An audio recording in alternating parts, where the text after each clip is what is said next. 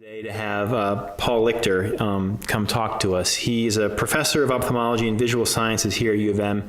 I suppose you could say he would bleed maize and blue if you cut him. He went to undergrad here, he went to medical school, graduate school, he did his residency, spent some time in San Francisco doing his glaucoma fellowship, and he's published well over 200 publications, served as chair of the Department of Ophthalmology here, president of the American Academy of Ophthalmology, and editor-in-chief of the journal Ophthalmology.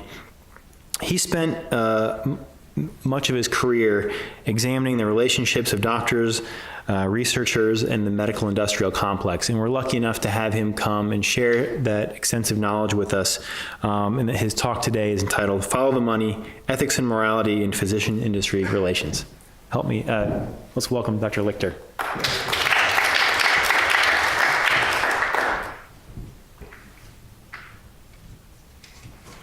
So good afternoon. I apologize that lunch isn't here. I thought maybe a few of you came for ethics, but most came for lunch. But we can take a break, whatever is appropriate, and get you fed. So this is a subject dear to my heart. I'm interested in it, and maybe some of you will be as well.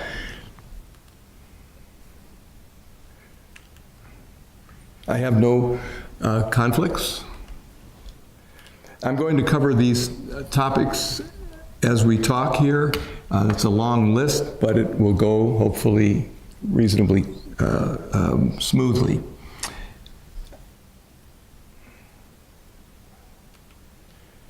So the medical industrial complex is a term that I first was able to find dating back to 1969 when Barbara and John Ehrenreich published an editorial of that title in a bulletin of the Health Policy Advisory Center. And it's a terrific editorial.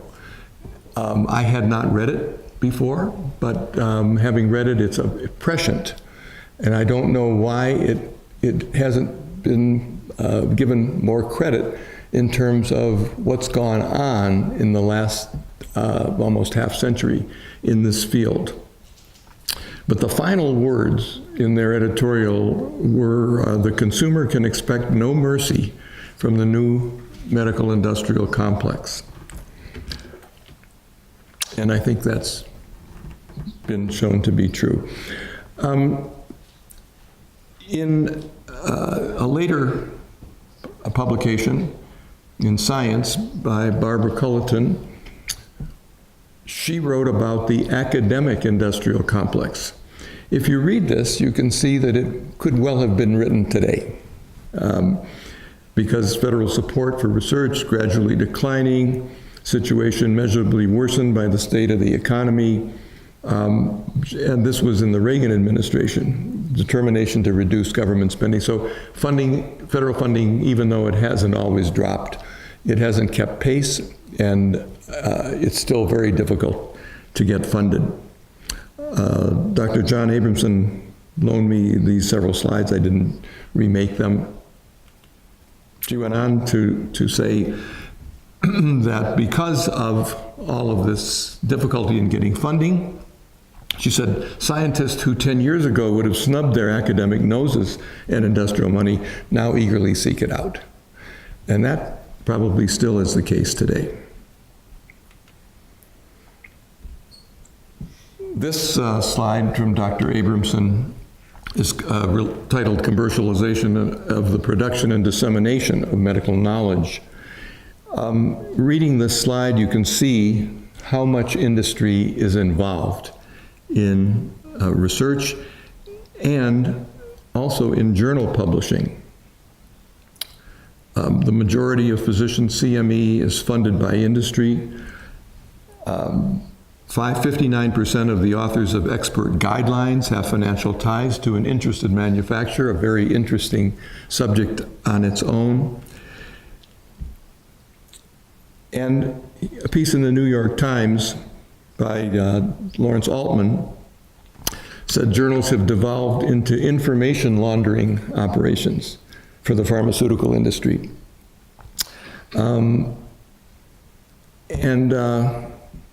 It's really true. If you look carefully through your journals at trials that have pharmaceutical industry interest and involvement, the results tend to favor those trials. And we don't hear about negative trials, right?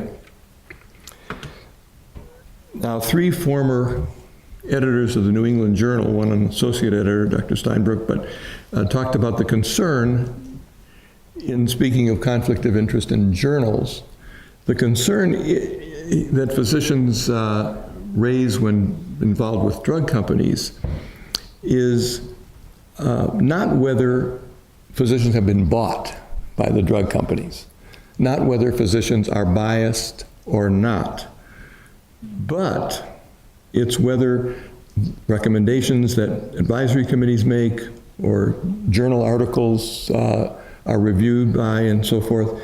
The essential issue is that editors and readers don't know if people who get money from industry are presenting a biased view or not. So taking the money creates the appearance of conflict of interest, but one doesn't know.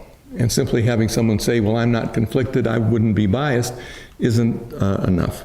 Because we know that lawyers, for example, or judges rather, must recuse themselves from cases in which they could be suspected of having a financial interest on their own. But in medicine, we don't do that. Now, the 21st Century's Cures Act, which is being voted on by Congress today, I haven't checked to see if it's finished, but it's expected to pass with a large majority vote. There's been language inserted into that bill, you know, in addition to the moonshot for cancer and so forth. There's language in there that wipes away some of the transparency goals of the Affordable Care Act, the Sunshine Act, by saying that industry now does not have to report to Medicare, Medicaid Services, CMS, any money they give to providers that involves continuing medical education or books, so they can give us books without talking about the money involved, and journal articles. So they can come and give reprints without having to report that money. Now, that implies by the people who inserted this language that the reporting itself taints the money. In fact, the Sunshine Act was not designed to taint the money, it's simply to report it, so that the public can see how much money their provider got from a certain company, whatever, and make their own judgment as to whether they want to take that into consideration when they're being treated by a particular physician or otherwise. So I was called a year or so ago by a woman named Tracy John, who wrote an article in the Boston Globe titled, "With Education Payments, Drug Firms Funnel Funds to Doctors." And lo and behold, Dr. Abramson was here talking last year on this subject, and I attended his talk at Rackham. He didn't know me. But up flashes a slide, this slide, and Howard Markell, who was running the meeting, Dr. Abrams said, well, I saw that Dr. Lichter's from the University of Michigan. And Howard Markell said, well, he's right there. So I thought I'd show this slide because it was picked up by somebody who's very involved in this whole big subject and is very knowledgeable, John Abramson. But I do feel that commercial sponsorship of CME is, in a sense, government-sponsored money laundering, because it allows money to flow with really, in a sense, no strings, and it does influence people. So it was quoted in that piece. Now let's talk for a second, since this is a bioethics conference, about ethics and morals. They overlap. Some people use them interchangeably, but here's how I use the term. I have gained knowledge that tells me that ethics is determined by groups, and it can change. Ethics can change as the groups change their thinking. culture influences ethics. Professionals have ethical principles, and the members of the profession are expected to follow those ethical principles, irrespective of what they believe personally, right? It's kind of like a referee at the Michigan-Ohio State game. They're supposed to call the plays correctly, irrespective of who they want to win. And of course, they're unbiased. But trades don't have really an ethic. They're simply do what they need to do to make money, and they're reined in only by the law. If they are reined in at all, sometimes they go afoul of the law. Morals, on the other hand, as I see it, are principles to which an individual holds him or herself, because we have to live with ourselves. And morals really, in a sense, are what is right. Some people view it as what is right versus what I can get away with. But it's a personal thing. It's not a group thing. Now, we see a lot of embarrassments in medicine, don't we? And money and career advancement are always really at the root of those embarrassments. We see them in all phases of medicine, including things around medicine like clinical billing, research, teaching, and so on. Just some examples that we've seen recently in the press. This chap from Florida, one of the top Medicare billers in the country, a cardiologist, has been sued for padding bills and performing unnecessary procedures. As a cardiologist, a whistleblower from his practice succeeded in bringing this to light. A patient died because she needed referral to a heart surgeon, but the subject of the suit, Dr. Kumar, delayed a referral to the heart surgeon to put stents in her leg vessels, just to make money. So he's finally not getting away with it. We had a chap in Detroit, in the Detroit area.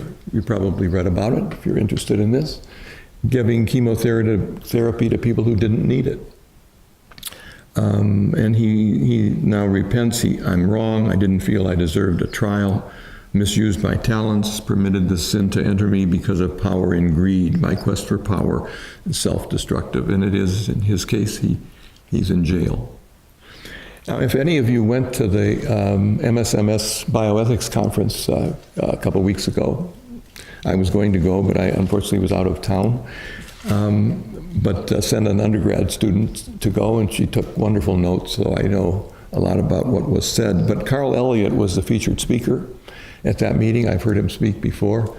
And he wrote a book called White Coat, Black Hat, which is a great book everybody should read, interested in this subject. It's an easy read and full of great information. So he starts out in the article he wrote, if you want to see just how long an academic institution can tolerate a string of slow, festering research scandals, let me invite you to the University of Minnesota, where I teach medical ethics. So Dr. Elliott has been embroiled in this research mess, as he calls it, for a long time, and has been personally attacked at the University of Minnesota, had to endure a great deal to persevere and finally come out really on top. But he talked a lot about drug trials and the incentives physicians have to enroll patients in drug trials. These were psychiatric drug trials he spoke of. And there's money. You get money for trials, as we all know. Enroll a patient. The company pays usually a lot more than it's really worth per patient.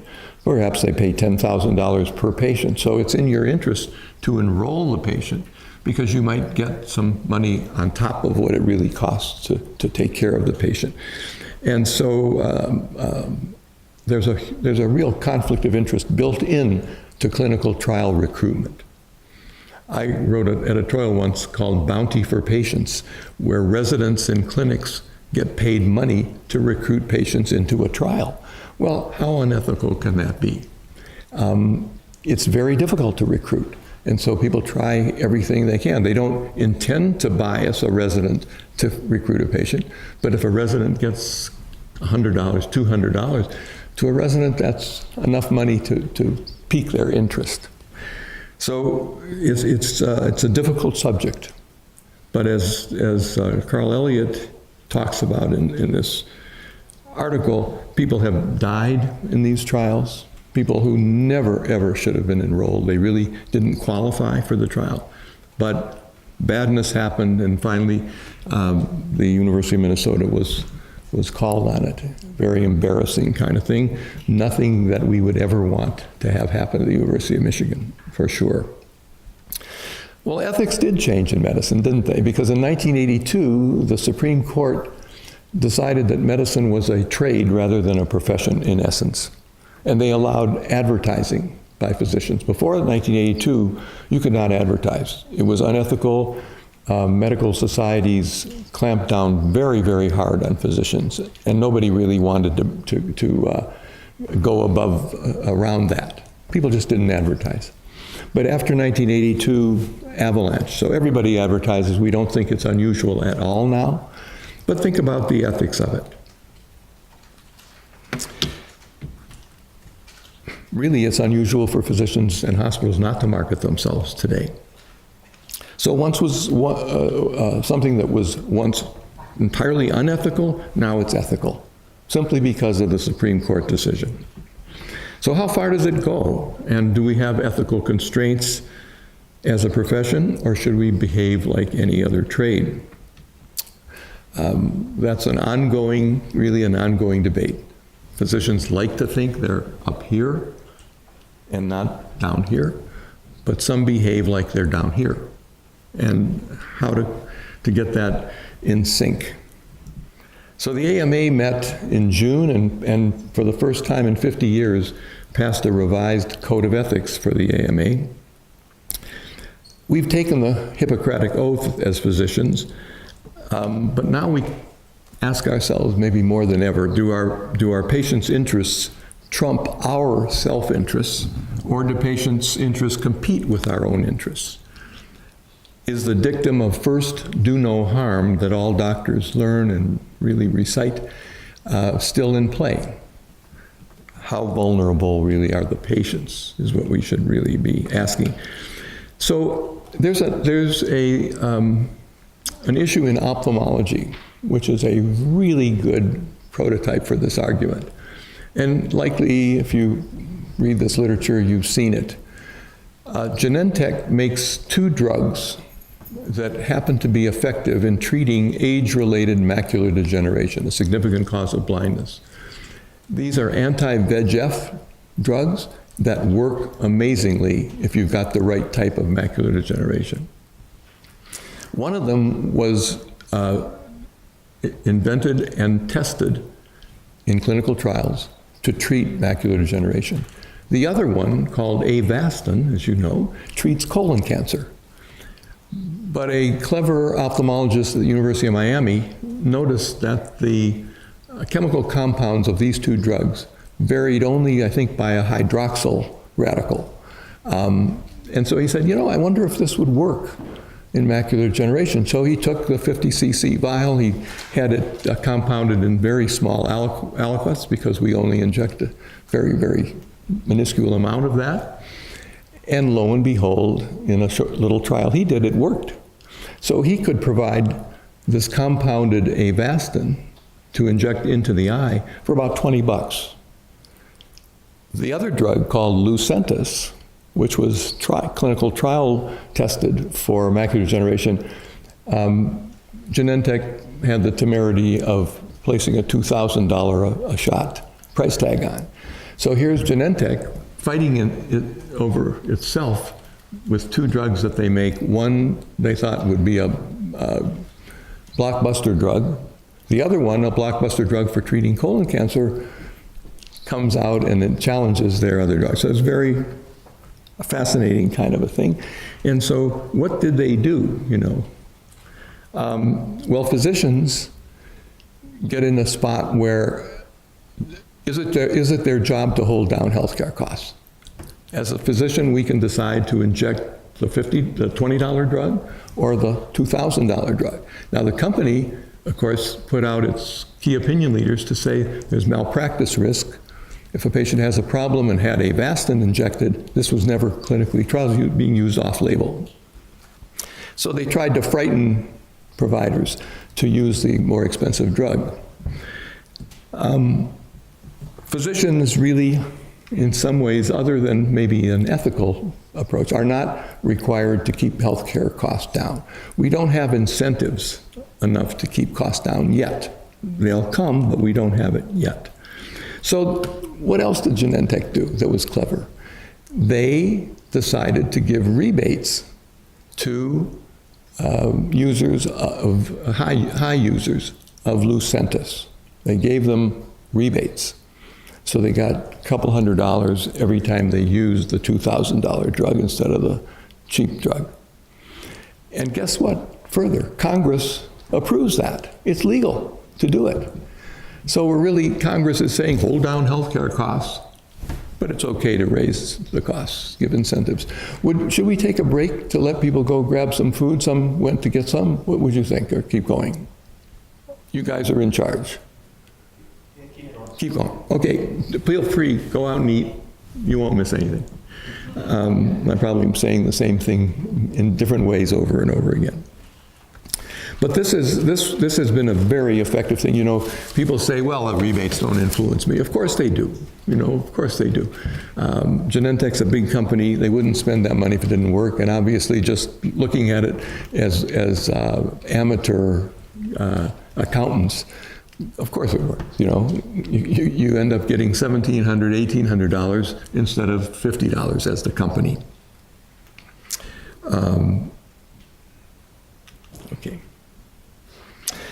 So here's an article just came out this year in the Annals of Internal Medicine that showed physicians who received industry-sponsored meals given to promote specific drugs prescribed those drugs in higher proportion than the peers who didn't receive the meals. Now, that does not show cause and effect. Let me see, I have a keyboard here, so we don't get to reboot.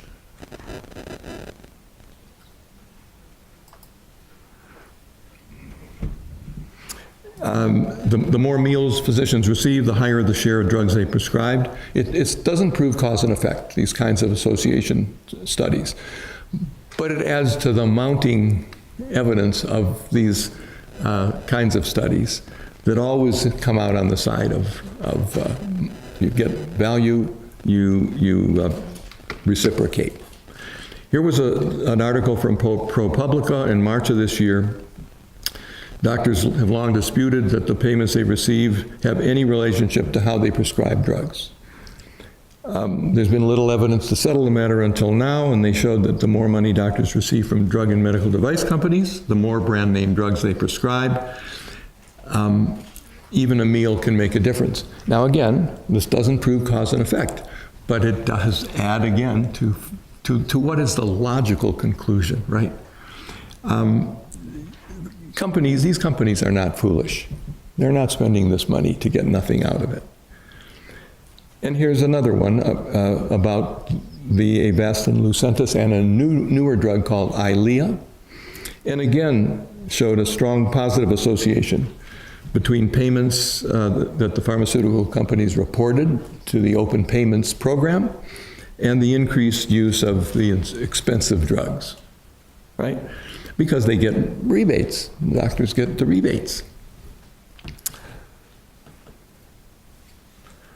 And I was asked to write an editorial about, a commentary about this article, and I said it's common knowledge that financial incentives drive behavior. I mean, it would really, frankly, take a fool to argue otherwise. You know, somebody's a fool. Either the companies who have marketing experts and a bottom line to defend. Either they're stupid or the individual physicians who say, doesn't matter, are stupid. Now, I'm not sure which one I would, but just use your head logically. This has something to do with what we do, or it wouldn't be done. Just like that.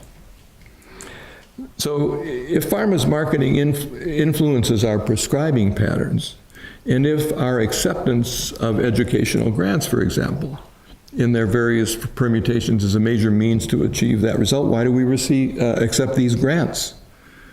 Well, I have my own little theory that it relates to Maslow's hierarchy of human needs, and I modified these just to make a point. I didn't even know about Maslow's hierarchy of human needs when I wrote about this, but it came out to be, a reviewer said to me, you should go look up this hierarchy of human needs. It's fascinating, by the way.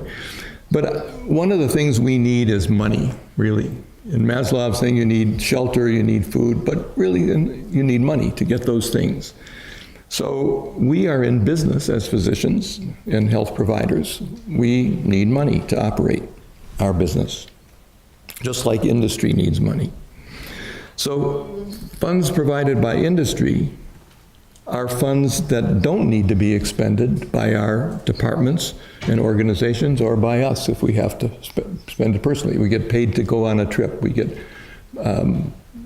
research dollars from industry. It's money that we don't have to spend. So it's about money. And continuing about money, again, Steinbrück wrote this year in JAMA Internal Medicine that health companies are investor-owned businesses obliged to maximize profits by any legal means.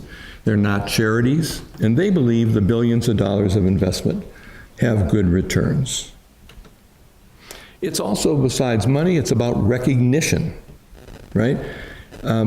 Seeing one's name, one's photograph in a journal ad promoting a particular conference or course brings us a little puffiness, right? You feel proud to be seen. So recognition is important. And pharmaceutical company educational grants can promote our department, and it can help in rankings of U.S. News and World Report. Being recognized is an important, in a sense, vulnerability. It's a need, but it's also a vulnerability. And it's about belonging. When we associate ourselves with leaders in our field, we are associated with leaders in our field by industry, who invites us to join with them. Sometimes people that you revered, and now you're sitting at a table with them as a so-called expert, helping industry. So it makes one feel like a leader, whether one really is or not. Being at the center of attention at a meeting, giving a talk at the Chop House, and having 20 or 30 physicians who come up after dinner, after your talk, asking you questions and falling all over you, makes you feel good. And it's nice to be invited to a nice dinner or a party. So this belonging is I feel, important. So how does the big picture here affect us? Well, the more we help drive up prescription costs, the more it will cost us in real dollars, because healthcare dollars are limited, right? And there's going to be a break point, and it's coming, or we're there already.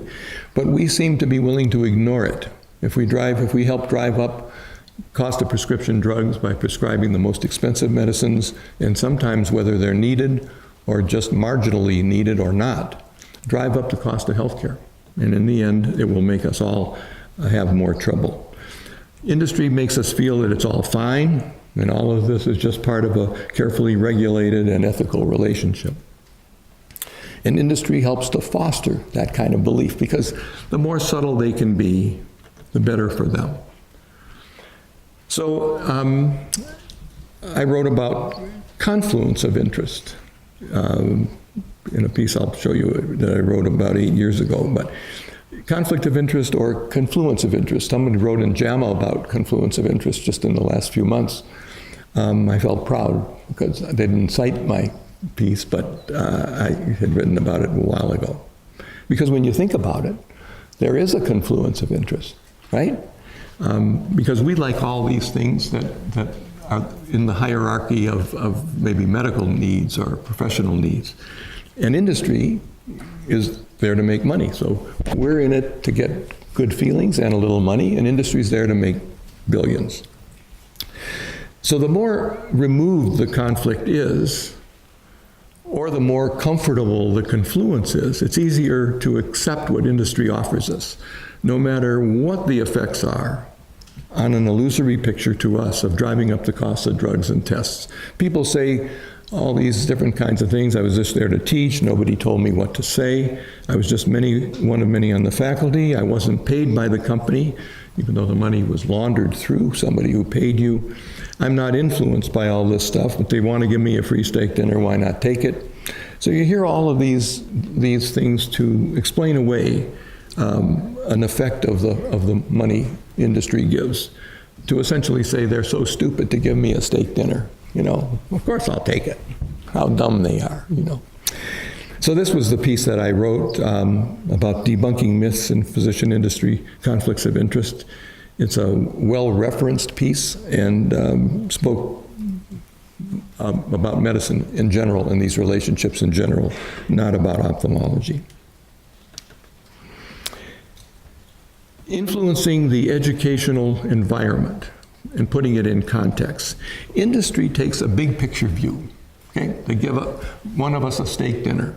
They invite another of us to fly to a special meeting in Kansas City where they want to gather a group of practitioners to get advice from them. Whatever, many things that they can do.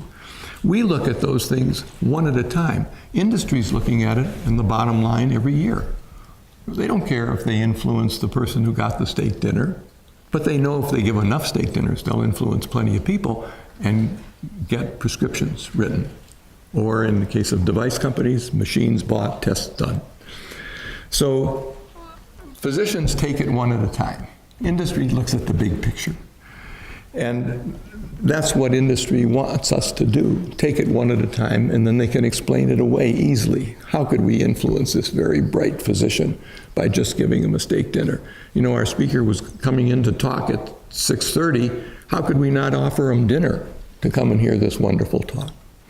Meantime, they're giving money to the speaker to fly in, and that speaker could be a key opinion leader who can influence a lot more people. These pharma companies spend much more money on marketing than research, and you see the blue picture, the blue circles are the amount of money they spend on research and development of new drugs, versus the red or orange circles is the amount of money in millions that they spend on marketing and advertising. There was a piece by John Oliver on his show This Week Tonight. Did any of you see it? Oh, you got to go see it. You got to go to YouTube. Look up John Oliver, pharmaceutical industry. It's hilarious, number one, but it is really on target. And you learn a lot because it's well researched. You know, there's some not PC things in there and some things you might want to be a little bit embarrassed to squawk out, but it's a good piece. And taking it in the context of a comedian's piece, it to me is fine. So Oliver pointed out that drug companies spend $3 billion a year marketing to consumers, you know, direct-to-consumer advertising, but about $24 billion directly marketing to us. So are they throwing away that $24 billion? I doubt it really very much. We have our families to support, debts to pay, and maintaining incomes drives what some of us see as unflattering behavior in performing tests and procedures and in coding. We have an honor system.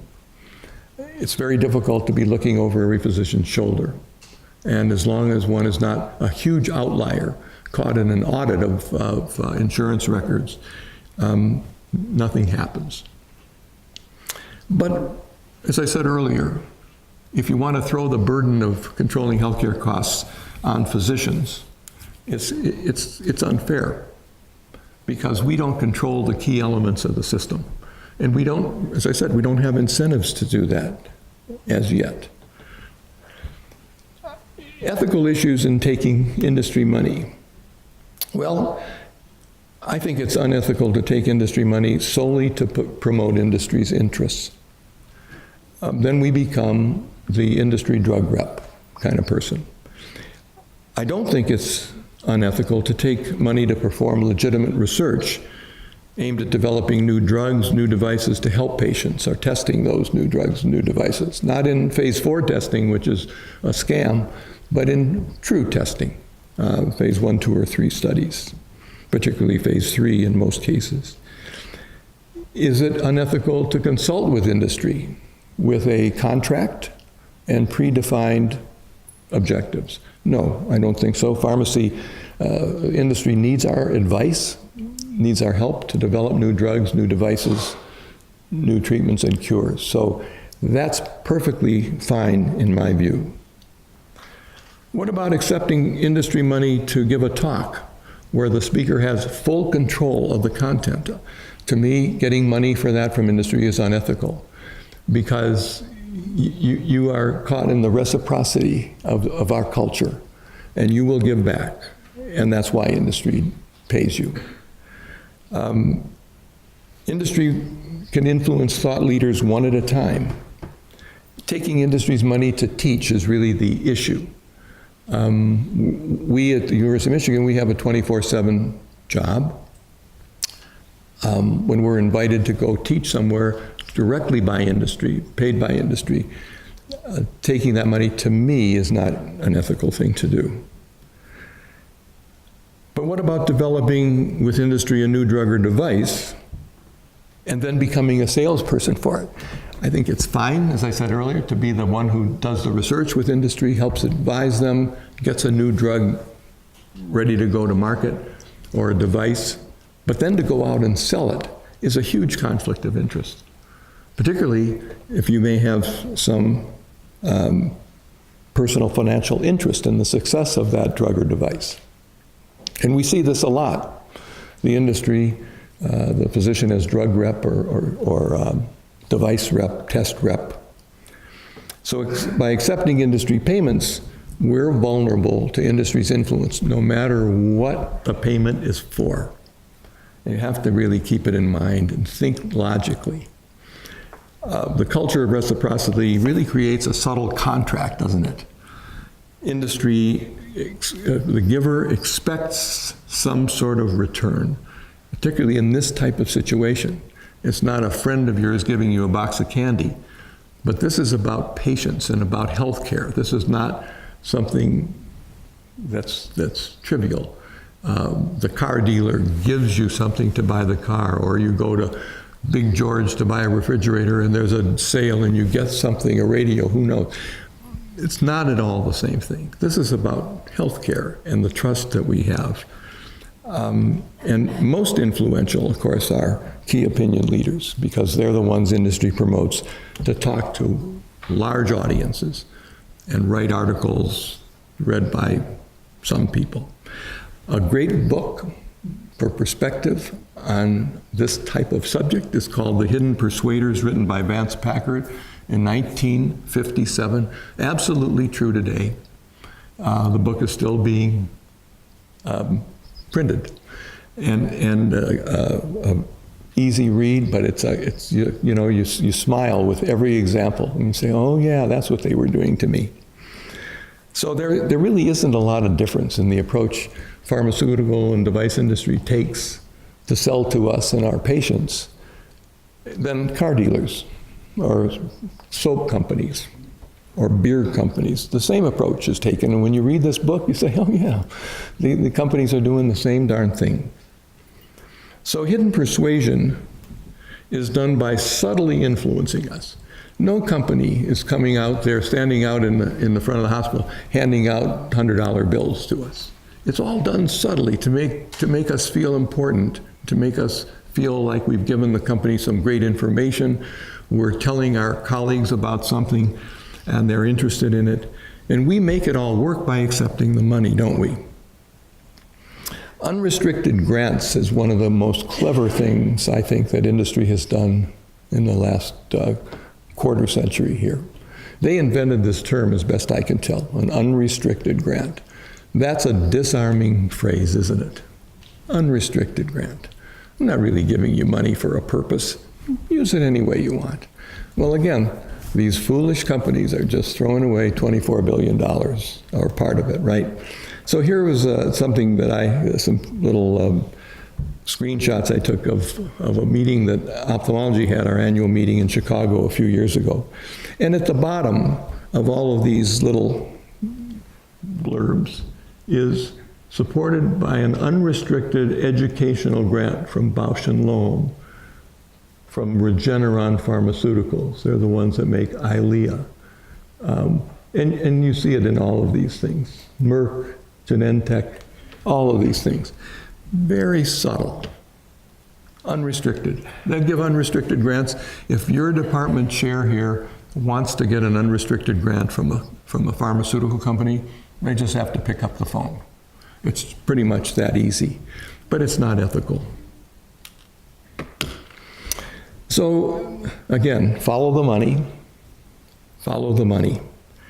There are immoral companies, and there are unethical, perhaps even immoral, as the 3 examples I showed you at the beginning showed, or a couple of examples. Healthcare organizations and healthcare providers, but the vast majority of our colleagues are not that. I've given a talk like this and received a standing ovation from groups where I was very surprised. So most people in our field, in field of medicine, healthcare providers, nurses, staff in related areas, they're not in it for making a living only. They're in it to help people and not help themselves by hurting people. But we're tainted by a few bad apples, and we need to be vigilant. We're living in interesting times, aren't we, in medicine? And the future holds some promise, right? Adversity sometimes can bring opportunity, but it holds a lot of uncertainty, and uncertainty makes us uneasy. But will we allow money to compromise our ethical principles and act in ways that are not in our patient's best interest, which is an especially unsavory part of the military-industrial complex? So, physicians and scientists are granted privilege and respect, but we have to earn it. Our patients, students, and our colleagues deserve our honest and best efforts all the time. This industry, pharmaceutical industry, device industry, in a way are predatory industries. They prey on weaknesses. You notice recently about companies pricing certain treatments very, very high. Why? Well, because it adds so much value to the particular patient and to society. Imagine if a neurosurgeon priced his or her operation to remove a brain tumor at how much value it would be to that particular patient. You know, it's such an abhorrent thing to me that companies would say that they should price something at the value for healthcare, the value that somebody's really willing to pay. And they prey on us because we have a weakness of wanting belonging, recognition, and money. So there's some predatory behavior, as I see it, in these industries.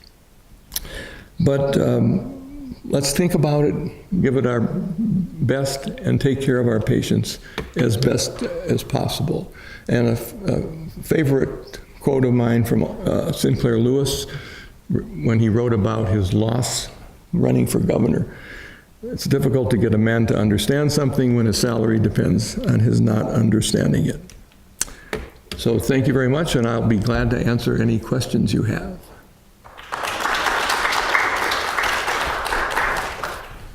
Yeah, Brian. So you talked about relationships with these companies to individual clinicians, to healthcare organizations, universities, et cetera. What do you think? What are your thoughts about the ethics of relationships with these companies to professional societies, and the way in which that money can flow into a society of need, for example, in different ways? I just would be curious of your thoughts on that. Yeah, in the best world, I think that things shouldn't be there. I can speak mostly to the American Academy of Ophthalmology. They have a huge exhibit floor. They charge for the space. Really, that whole one time a year meeting pays for a much of the entire year's Academy program. But it is an exhibit hall, you know? It's where, if anyone has a good working brain, they know they're walking into a lion's den of salespeople. So I can rationalize myself to say that's okay. But when they get involved in these kinds of meetings that I showed you, these are parallel meetings to the real meeting. But the Academy controls all the space, and they're luring physicians into some of these talks to sell drugs and devices, to influence physicians to do it.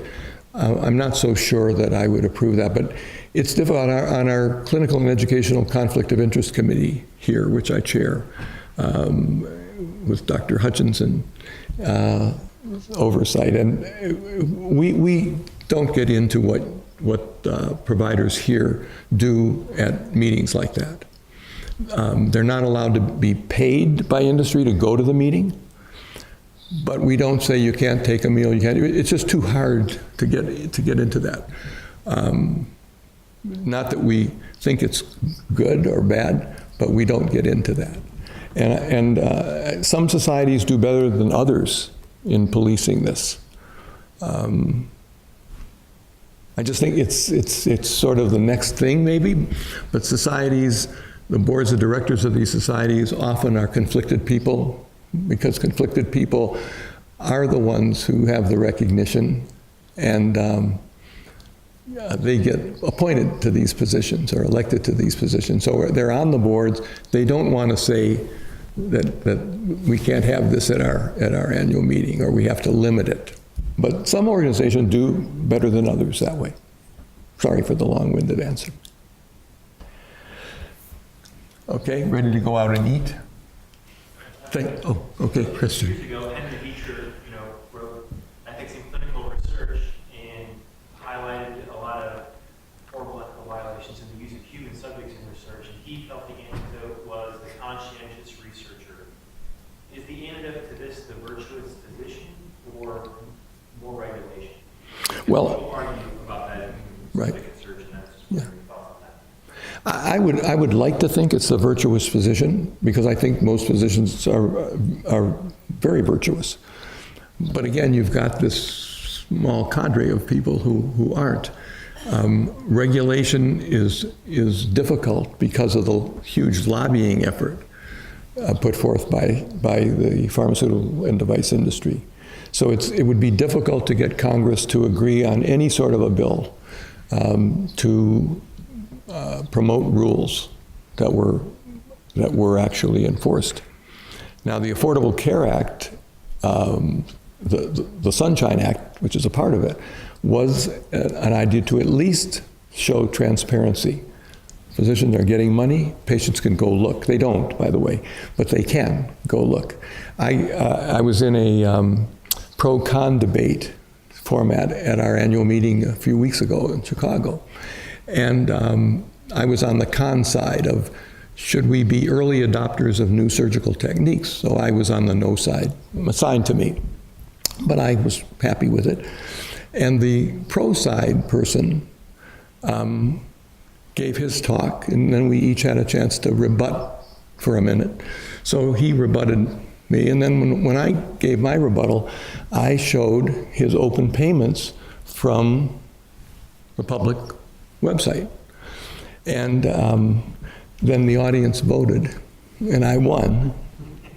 So I think that I did convince some of the audience that we need to think about these things. I said, he's not doing anything illegal, there's absolutely nothing wrong with this, but I just want you to know that he's connected very, very closely with this particular company on the amounts of money. He got a total of $80,000 a year from the company. And a good guy. I mean, somebody I like. I'm sure I made a lot of enemies by doing that, but it's public record, and I thought it was appropriate in that setting. So I think that's one way, people don't like to be exposed. I'm sure he went home and gave some thought about, is it really worth that public exposure. And these disclosure slides that we see at meetings, they flash up. If you're in the middle of a closed part of the blink, you didn't even see it, you know. And that's something that organizations can regulate. You know, the slide has to stay on for X amount of time. Yes? Were you raising your hand? Yeah, so from an institutional memory standpoint, the case of Dr. Gilman obviously stands out. Yeah. And I think the temptation among many now is to say, well, I would never do that. And I think that one challenge that you've raised is how many incremental small steps equal something that is more ethically questionable. Yes. And given your role and your perspective on this, and obviously having been involved in both the small as well as the big lapses, what would your thoughts be? Yeah. Well, the committee actually, with some encouragement from the institution, has a policy that you can't do what Dr. Gilman did. You can't consult for these organizations that match physicians with hedge funds. You know, you're right. Well, what Dr. Gilman didn't hurt patients. So, you know, he did something very wrong and illegal, but he didn't hurt patients by doing it. The things that people do in our profession that actually hurt patients. They hurt them either with their disease, treating something they really don't need treatment for, and perhaps getting a side effect, getting an MI or a stroke because of a drug that wasn't really needed. That's harmful. And if it relates to somehow you're getting some money for that, even though you think you're very altruistic and this was the best drug, well, having taken the money, how do you know how you would have behaved if you didn't take the money? And adding all that up over time is what you're saying. And your point is a very good one. I can't give you the scale, but the one thing is when you harm patients, Dr. Gilman didn't do that. So harm stockholders for sure, but yes. I was wondering about the exemption that you drew, ethical exemption for consultation with pharmaceutical companies. Yeah. So I used to work with pharmaceutical companies in setting the fees that we paid to doctors for consultation, and they were generous. Yes. And many of our physicians were on salary, so it wasn't like they were taking 3 hours out of their salary to get 3 hours back from us. They're taking it in addition to their salary. Right. So I was wondering what you were thinking. Well, Why that's different. okay, good question. But you notice that I said that consultation with a contract and clear deliverables. So it's not, okay, you're a consultant, you know, here's $10,000. It's got to be a contract, and the contracts are looked at by the Office of Regulatory Affairs. So our committee allows that. The policy here allows, not the committee, but we have an institutional policy that allows it, the medical school, but only under those circumstances. And with a minimum of $500 an hour. I might have raised it to $6 or something, but $550. Yeah, $550 maximum per hour, 10-hour day. So, you know, no $10,000 payments, or, you know, or. So within a highly regulated structure. Yeah, it's regulated.